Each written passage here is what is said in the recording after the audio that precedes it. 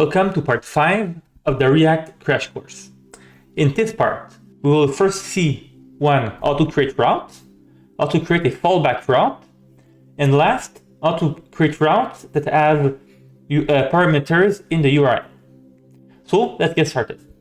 So the first thing that you want to do before we start with routing, we need to reorganize this app a little bit. So what we'll do is that we want to dedicate app.js for routing with React, which means that this code here will have to be moved to its own components. I've now reorganized my app. As you can see here, I have a views folder. The views is, I guess, a screen itself. And in my views, I want to have an about page, a home page, a profiles page, which is the app that we've been building until now, and then a not found page, which is going to be the fallback route if none of the routes match. Now we need to import a package that is really important. It's called React Router DOM. So if you want to install it, you can do npm install React Router DOM.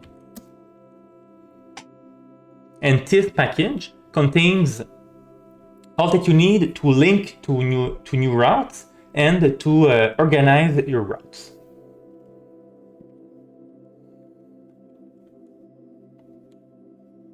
My package is done installing, so now I can import items from it. So I'm going to go to my app.js and import the link component from React Router DOM. And basically what the link component will do is push the user to a new route. So in this case, what we want to do is create a menu and have the user click on an element of the menu, and depending on what he clicks, it's going to be redirected to the correct route. So I'm going to create a unordered list with some list element. And the first element, I'm going to create a link. It's going to be called home. And as a parameter, I can put equal to the slash. That means that if I click on home, it will redirect me to the root of the site. I can copy that and create at the profiles route /profile, and then an about page. About. Actually, before we go to the app, there's something that we need to do is to import the router component and wrap the whole app in it. So what I'm going to do is type here browser router as a router. And I'm using the browser router versus the hash router. So just the small difference between the two is that the browser router uses slashes between the root domain and the rest of the app, the links, the paths, while the hash router has a hash symbol in between the two.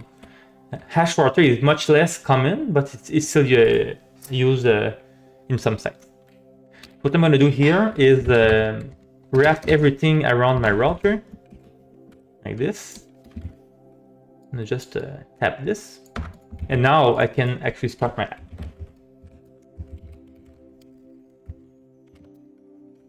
So here's the app. As you can see, there are 3 elements, and they are clickable. So if I click on home, nothing happens because I'm already on the root path. If I click on profiles, you see here the URL changes to profiles. If I click about, it goes to /about. So the routing is working in terms of changing the route. But of course, now we need to connect it with the correct component. Now to go back here, we need to create a new element called a switch, which I'm gonna import right now.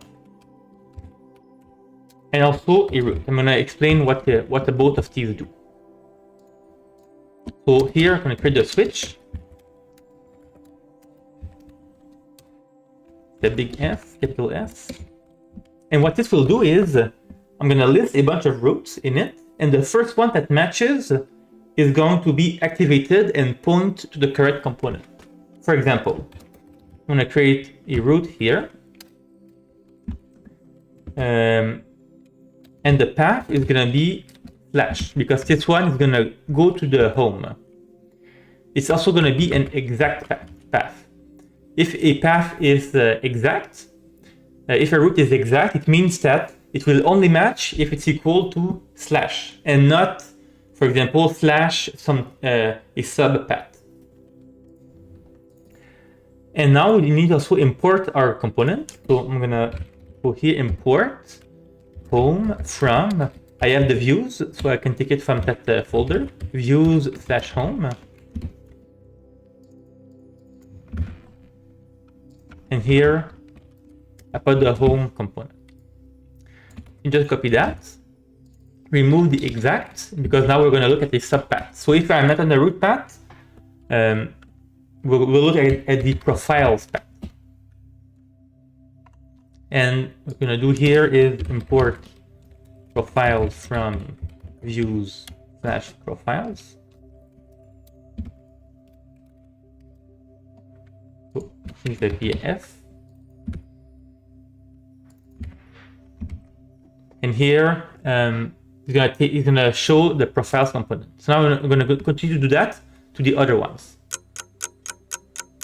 And now I've added the rest. So I have now also the about path, the same thing. If I'm the about path, I will show the about component. And finally, what is interesting is that I have also a fallback route. So how the switch component work is, it goes from top to bottom. So if this matches, it shows this component. If this matches, it shows the next component. And then if it gets to the bottom, we say that we put a star to say that no matter what is in the path, we will show the not found component. And so that's how we add the fallback route. And let's just see really quick how it looks like in our app. So here I have my app. As you can see, I am in the home page, and below the switch shows the home component. If I go on profiles, it shows the profiles. That is working. And if I go on the about page, it shows the about page. And if I type a random page, it should go to the fallback page. And indeed, it shows error 404, this resource does not exist. Now, an important thing to learn about the React router is how to have paths that contain parameters. I'll give you an example. Maybe you have a profile path / the name or the ID of that profile. You see that a lot in applications. So let's just do the examples that I just talked about. So here I'm going to add a route. I'm going to take the profile component, which I have already created. And in path, I'm going to do that is equal to / profile. And I'll add a colon ID. Now, what that will do is that this ID parameter will be available to me, and it will be named ID. If I go in the profile component here, it's already created. I am importing a React hook from the React Rotterdam library called useParam, and I can destructure the value returned by this hook by the ID variable, and ID is the name of the parameter given in app.js over here. And then I am just displaying this value. Of course, in a real application, you wouldn't just display it. You would actually probably make a call to a backend to get more information about that user. And if you look at the application, here we have our route, and I can do slash profile slash. Let's suppose I put Sam. Here it says my profile is Sam. And if instead of Sam, I put Joe, it's going to say my profile is Joe. The last thing that we can mention about React Router is that you can nest the switch components. For example, here I am the home component. I could put a switch over here, for example, and it can have its own routes. And that allows me to have routes within routes. Now that's it for learning about routes.